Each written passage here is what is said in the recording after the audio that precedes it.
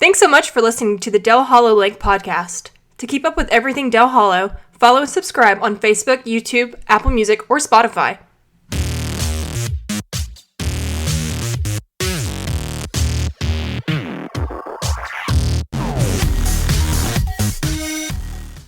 Welcome back to the Del Hollow Lake podcast, where we give you the down low on all things Del Hollow. This week I have Sherri Smith from Rep TN. We're actually in Rep TN to get a little bit of insight of all the real estate on Del Hollow, whether that's rentals, buying cabins, selling places, just to get an all-inclusive idea. So, Sherri, thank you so much for being on. You're very welcome.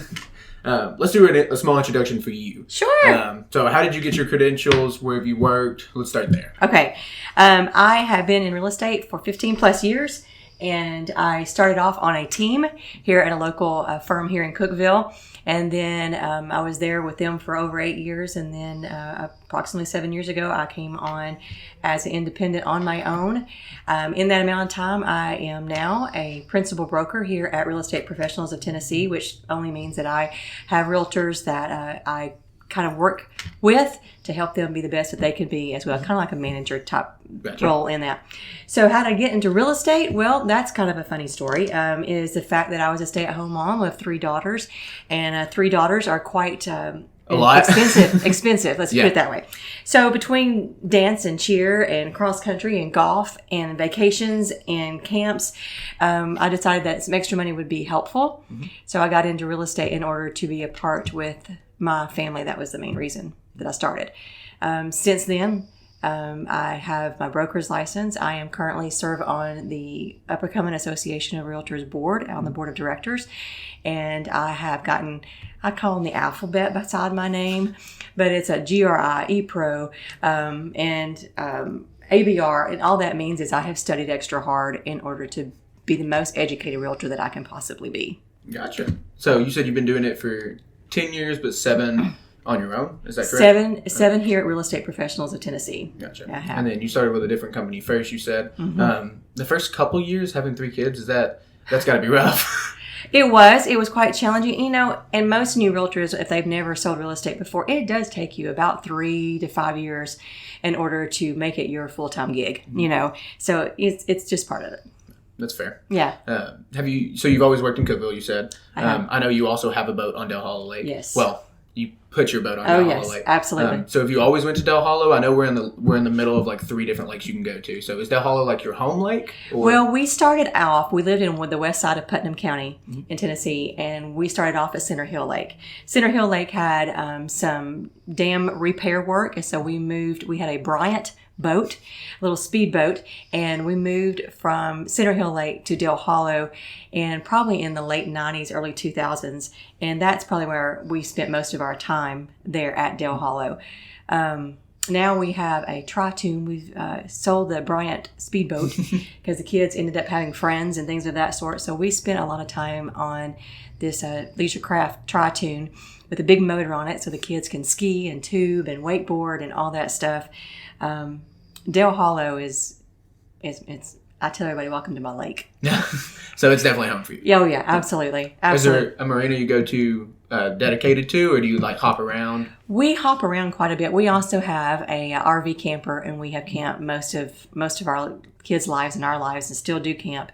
And so I dare say we have probably camped on every campground on Del Hollow Lake. We love inviting people to join us, family, friends, and having celebrations and things of that sort on Del Hollow. But one particular marina, I'll be honest, we end up at Sunset Marina a lot, and the main reason we're there is just convenience. Yeah. I mean, that's the main thing. But we have we put in at Willow Grove, we've put in at Eastport, we've rented a houseboat at Eastport Marina, which was for my 50th birthday, and it was phenomenal. Highly recommend that. So I think we've been at Del Hollow State Park. We have been up over in the Kentucky side and have boated up there. So I dare say we have probably been at every marina. I like that. Diverse a little bit. Yeah, for sure. I feel like Sunset's usually the stopping point for most people, just because it is the biggest marina. It's the most known. And I talked to Tom recently. He's a great guy. Awesome person. He really cares about his people and the people that come. So I think that's awesome. Also, camping there, it's a whole different side than just boating on the lake. But I found Del Hollow, Obie River. when I was in high school. I was raised in the Allgood area, and me and my girlfriends, we would in the summertime we would go to Obie River at their day use area. At that point, it wasn't quite as nice as it is now, and it used to have a bridge that went across, and. Okay, I won't say we, but people that I knew jumped off that bridge not me. Yeah. They would jump off that bridge into Dale Hollow Lake, and so we would sit there and just watch these crazy people do that. So I have been on Dale Hollow way back when I was in high school as well. So that it was fun. It's always been a fun place for me. So you are local to Cookeville. I am local to Cookeville. Born and raised. Born and raised. Love it. Yes. Love it. So you know the area. I do know the area. And then, like you said, you are a broker here. Yep. So when I'm assuming you get a lot of traffic for the lake, maybe not necessarily that you handle, maybe some other realtors that you're in control of. So I have a feeling you know quite a bit about the housing market on Dale Hollow. Yes. So let's start with, say, the buying side of it. Okay. What is one of the top things that people would ask for when they're looking for a house or like a lake home or something like that? Well, we have a lot of people who buy their second homes on Dale Hollow Lake in that area, and they're from all over the world. So there's a lot of people that are looking for second homes. Then we do have a lot of people that want to retire in the Dale Hollow Lake area. It's random again. It's according to their purpose into moving. If they are wanting to have a Airbnb or rent it out or come and stay there for the summers themselves, most of the time they want a lake view. And lake view has a higher cost. But a lot of people just love living in Pickett County and Fentress County and Clay County, Overton County, and up into Kentucky, all that surrounds Dale Hollow. It's just a slower pace of life. So if you're looking for like a little farm, a mini farm, where you want to raise chickens and be close to the lake, you want to be able to go fishing and just a slower pace, I mean, Dale Hollow offers that. And all those counties all have a similar vibe to it when it comes to just a different lifestyle. So people look for second homes. Buyers look for second homes. They look for like mini farms.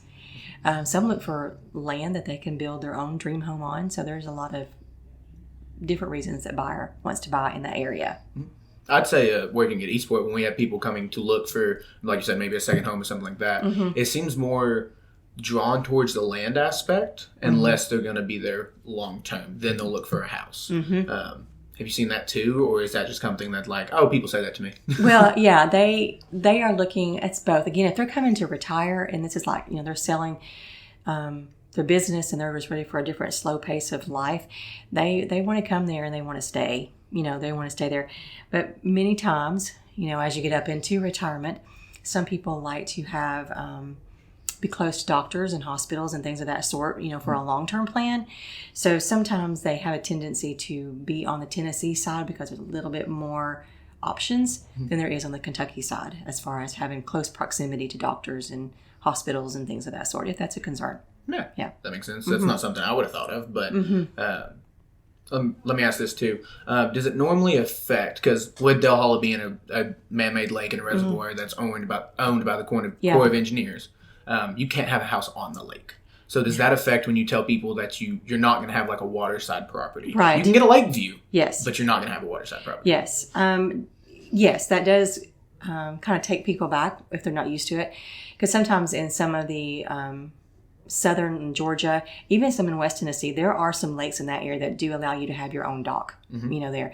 But Dale Hollow is not one of those lakes. So, and a lot of times, keep in mind, we're in the mountains, and in the mountains, there's twists and turns and things of that sort to get to the lake views. And it's not necessarily convenient. It's not necessarily close to a marina. So the properties that twist and turn to get to lake views may have beautiful lake views, but it takes you so long to get back to the main road, in the different counties. So that can be eye-opening. There are some. But they do come up, and there are some that happen. There are some lake properties with views that do have, easy access, to that. I just like telling people, with the Corps, you can't take down trees. You know, if you're going to buy, you cannot mess it with their land. You cannot mess with their land. And so if you have property, if you purchase property and you want to build, that is a conversation that you need to have with your realtor to make sure you know everything before you buy that land, especially before you start moving any dirt and trees, because you can get some hefty fines from the Corps by doing that. Because, you know, if you think you got a piece of land and there's the lake just right down there. You're going to build closer if you can. You think you can, but let me move these few trees. And that's not necessarily a wise choice to make. And then is it also true that I've heard if you're going to buy land and build, you have to get your soil tested on Del Hollow first? Yeah, you do. You're going to have to anyway. Okay. I mean, because if you're going to have to put a septic system in and things of that sort, you're going to have to do that. And keep in mind, again, it's on a hill. There's mountains. And where there's mountains, there's rock. That's fair. And so not just because you may find a 5-6 acre tract doesn't necessarily you can build exactly where you want to build at, because there is probably going to be a rock under that. You might have to be flexible in where you build your property on that. Is there a certain size you've noticed? This is just a random question I'm thinking of. Is there a certain size most people look for? Like you said, second house, not the primary home. So are they looking for more of like a 2 to 3 bedroom, or are they still looking to maybe, if they have a bigger family, is it like a 5 to 6? And like how many square foot? It really varies with the buyer. As far as if there's a norm, no, not really, because people are looking for different things. I would say the average square foot in on Del Hollow, in that area, you're probably looking at around 2,000 to 3,000 square feet. You're going to find some smaller. You're going to find some bigger, but that is just kind of the average. And is most of them that are pre-existing homes, are they log cabins? Because I know there's a lot. There is. Or is there a lot of new construction as well? Or is it kind of mixed? It's you're probably going to find a little bit more of existing homes right now on Del Hollow. Now, in the last 2.5 years, I call it the high years of real estate that we've had around here in Tennessee anyway, is there were some new constructions going on a little bit more, but I think it's kind of settled out a little bit on it. And people are looking more for existing homes instead of having to go into the new construction, because they're just it's coming back to normal now. I gotcha. And then I know normally if you're looking for a used home, you have to worry about updating. Do most people just like the look, or are they coming to you like, this is our budget and we're going to renovate this home as well? It varies. Again, there's a lot of wood siding homes, you know, because we're in the mountains, and you got an idea of what Tennessee second homes on the lake would look like. There's a lot of maintenance on wood homes, but there's a lot there. They're beautiful as long as they're well maintained. So you're going to find property in the area that's going to need some maintenance. You're going to make sure that wood is correct. You're going to make sure the septic has been cleaned out, especially if it's been rented out. You want to make sure that all the roof looks good, the heating, cooling, plumbing, electric, the basics look good. And that's something that I help buyers kind of keep an eye on and refer them to local contractors that my buyers have used and been happy with, so they can have a knowledgeable information before they close on that house. But if you got a home that's move-in ready, it's gonna sell easier and quicker than something to walk into. But if you're retired and you got some time, maybe that's something you want to tackle. Yeah. And then flipping over to the selling side of it. Yeah. Do most people target those second home buyers, or are they more towards this could be your forever home? Is it way one way or the other? Do you literally see like a split down the middle? If it's a lakeview home, I have found that more of that has a tendency to be second home buyers. It's their second home. If it's some of the mini farms around the area, they want like 5 acres or something like that, that's probably going to be somebody that's wanting to stay there, because they might want a horse or two, maybe some chickens or something along that. And so people that want to be there long term, they usually go just outside of the lakeview properties. I mean, you're still only talking 5-10 minutes away of getting to the lake. I mean, so with so many marinas. With so many marinas and so many different counties around, you're going to be able to get there. So it's according to what you're looking for.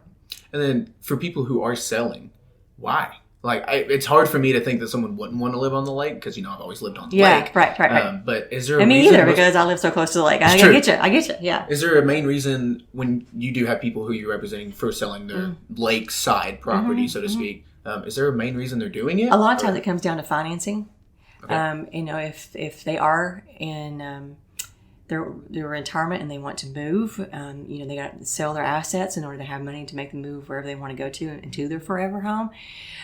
Sometimes it might be a family that goes in together, or friends that go in together, and just life changes. for those homes, and they're ready to sell it. They're not going there anymore. It's it's more of a hassle than it is an income for them, or they're not making as much money as they need to. They need the equity from the home in order to do something else. Mm-hmm. So that's more of the reasons why people end up selling. And there are some property developers that develop some land up there that started, and so you'll find some lots up there for sale that's got some beautiful lake views and got some restrictions on the size of home and type of home on it. But some developers are also wanting to. So some developers are also wanting to develop the land. But you'll find that a lot too. Mm-hmm. You'll find that developers started the land and they've left, and so there are some lots up there in some restricted subdivisions that's got some fantastic lake views. Yeah. I've seen a lot of people have been sectioning land and selling it instead of just homes. It seems like there's a lot more land for sale than there is fully furnished houses. Absolutely. Because you already said it before. The Corps of Engineers are watching. It's true. Yeah. And so a lot of times they buy that land with something in mind. And they're like, I can't do this, and they end up selling it. Is that normally the turnaround? It's just like, I screwed up, but this is not going to work, so we're just going to sell it. So and sometimes it's easy as financing. Sometimes it's easy as not the rate of return on your investment is not high enough for you to build that house and turn around and rent it. And that's another reason a lot of people end up buying existing homes, because of the ROI, the rate of investment on a property, is because it's at the time you build a home and you finance it and you get in there, you got to make a whole lot of money on that rental in order to turn a profit. And unlike if you're already got an existing home that you can just have an immediate income coming in, so that makes a difference. I think I've noticed too, people are going in to buy like a large lot of land and then they're immediately sectioning it off. Yeah. Is that common? Well, that's how they get what they want, and they can get money back. There may be a 28 acre property, but they want that 2 acres that has the phenomenal lake view, and they'll sell everything. They'll survey it and sell everything off, and that helps pay for what they want to build too. So it's actually very smart. It's a smart way to do it if you've got that money to do it, for sure. I wouldn't thought about that at all. Yeah. So those large acre tracts can make you money as well. And then also a big thing that's on the lake is like Verbo or Airbnb, which has been getting super popular in Del Hollow, I would say. Do you have any clients that you help with that? Like they tell you we're looking for an investment property. Yes, absolutely. The biggest thing I tell people is, I tell you, there was one house that my husband and I found. It was close to Wisdom Dock. It was the perfect, Airbnb. And we get ready to make an offer on it, pulled up the restrictions, and guess what? Not allowed. Not allowed to have a Airbnb on it. So when you look at those properties, one of the first things I do, if I make sure you tell me or tell your realtor that's what you want to use the property for, before you make an offer on it. Because it'd be awful if you close on that property and then you find out that you can't use it for an Airbnb or a Verbo, because there are several subdivisions in that area that will not allow you. Is that more of an HOA thing, or how does that work? It is that what the property developer, whoever develops the property, will put put restrictions in place of what can be built there, the size of it, the type of siding, that type of thing, how close to the road they can build it, or they put restrictions on it, and it's to protect all property owners in that subdivision. It's not to. It keeps the property value and everything similar, in the subdivision. And sometimes they do that because if somebody's a full timer in that subdivision, they get frustrated when people are in and out, nightly, weekend, weeks long, and they don't take care of the property. Because it's not your own. So large gatherings, parties during the holidays, it frustrates the local people. So that's why you will find that a lot in subdivisions. Is that a conversation you can have of maybe you guys found the perfect house? You said, is it ever a possibility to have a conversation about then turning it, or is it once it's set in stone, you cannot rent? You cannot. If it's in the restrictions, you're pretty, unless you want to buy the whole development, then you might be able to. Yeah, that's a little different. I think there's one on the market right now for 1.9. If you want to move forward with that, the whole. The whole subdivision. Is it restricted? Yeah. Oh, okay. Yeah. So that's why it's selling as all. Yeah, very much so. Oh man, and that one property. Let me just dream for a moment. It had an eagle's nest up right behind, is on this house, this property. There's a tall tree, and there was an eagle's nest in right outside of that house. I mean, it had like baby eagles in it. It was the coolest thing. Okay, just a moment. No, you're good. I feel like most people dream of that when they're on the lake. Can you imagine sitting out on the deck and watching the eagles fly? Oh, I love it. I had never seen an eagle till a couple of years ago, and I've lived here my whole life, so I love it. It is beautiful. Like the eagle cam is one thing, yeah, but actually being next to it is another. I mean, and then we saw this eagle, and the eagle had babies in the nest. I mean, you can tell I'm still kind of stripped, Yeah. A little hurt. That Still want the house. Still want the house, but we would want to Airbnb it. But yeah, it's popular.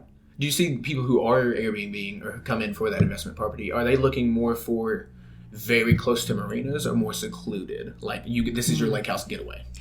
Keep in mind, it's an investment. Mm-hmm. So investment, you got to make it as convenient and as nice as possible for whoever's going to be renting it. So convenience is huge. But on Dale Hollow, again, we talked earlier about all the twists and turns that you can, I mean, there's roads you can definitely get lost on Dale Hollow. And there's properties that there is nobody around. So I think it's just according, if you're going to be there yourself, you as the investor, you're going to be staying there, for a couple months out of the summer or out of the year during the holidays and things of that sort. And you just want peace and quiet and you don't want any sounds at all except the eagles flying over or whatever. Then there's property that's very secluded. But if you are really wanting to have a large return on your investment, you probably need to make it as convenient as possible to grocery stores and the main highway. Because if they bring their boat and things of that sort, that's all things. The more windier the road, the harder it is to get boats back to it. You got to keep all that kind of stuff in mind. Mm-hmm. And then is there kind of a medium price? I know you said it's like $2,000 to $3,000. That's your normal going. Mm-hmm. Is there kind of a medium range? I'm assuming like a lake view is going to be more expensive than a non-lake view that's secluded. Right. But is there a kind of a middle, or is it all just a variable? It's really all over the place. Because keep in mind, if it's a restricted subdivision, they've already done the sewer, electric, and on the subdivision, they've already got roads in there and things of that sort on this piece of land. And it's got a lake view. That's obviously going to be worth more. Yeah. So if you're going to buy a lot that overlooks the lake in a subdivision for an acre or two, you're looking anywhere from $70,000 to $100,000 for an acre or two, just for the land. But keep in mind, you've already got your sewer, your electric, your roads already in there. But if you're going to buy a lake view that doesn't have, it's just unrestricted, undeveloped. There's been no soil test. There's barely a road. It's a dirt road. You're going to be able to, with a lake view, keep in mind you can't take down any trees. Yeah. But within a certain yardage of the lake, then you're probably looking at around $30,000 to $50,000, for an acre or two. It's according where it is. Now, if you're wanting to buy just a mini farm, I call it, maybe 20 acres or so, then again, it's according where it's at. It's according how convenient it is to a marina. But an average, if you wanted to buy some land near Eastport Marina, then you're probably looking at around $8,000 to $10,000 an acre. Okay. Somewhere along those lines. That is unrestricted. You can put your chickens on or whatever you want to do with it. Or you can bring your RV and park it and live on that for a while you're waiting on building.